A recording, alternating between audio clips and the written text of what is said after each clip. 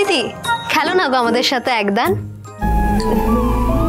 খেলতেই পারি, তখন থেকে তো দেখছি তুমি বসে বসে গুহারান হাঁটছো। এই চাল চালারও না একটা টেকনিক হয় জানো তো, আমি তোমায় শিখিয়ে দেবো। আমার তাই? হয়তো এমন টেকনিক শিখিয়ে দেবো তুমি বড় বড় ম্যাচও খেলতে পারবে। শিখবে? হ্যাঁ। বেশ, তাহলে তোমার ফোনটাও তুমি আমাকে একটু দাও 1 মিনিটের জন্য। শোনো মেয়ের কথা, এই ছিল তোমার মনে? না না বাবা, ফোন টোন দিতে পারবো না, তাহলে আমার বাবা আমাকে আঁশবটি দিয়ে কাটবে।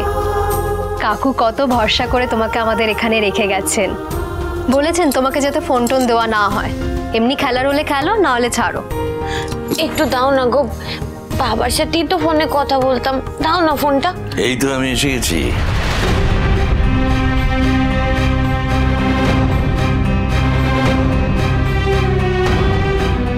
ভালো আছিস তোমার?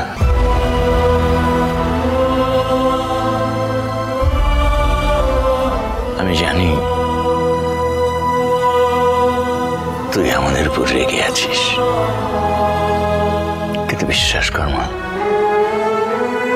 যা করেছি তোর ভালোর জন্যই করেছি। এত ভালো নাই চাইতে পারতে বাবা,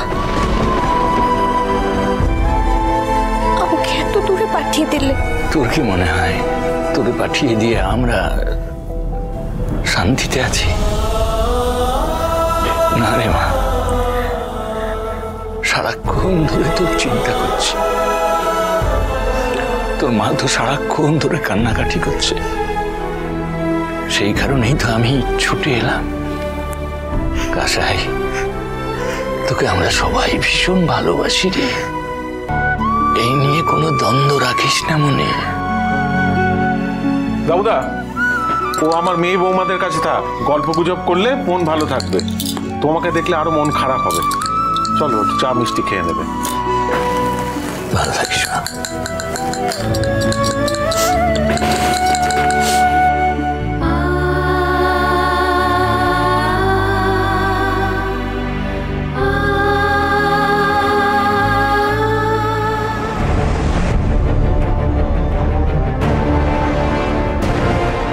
আপনার কোনো চিন্তা নাই, আপনার মেয়ে মানে আমারও মেয়ে।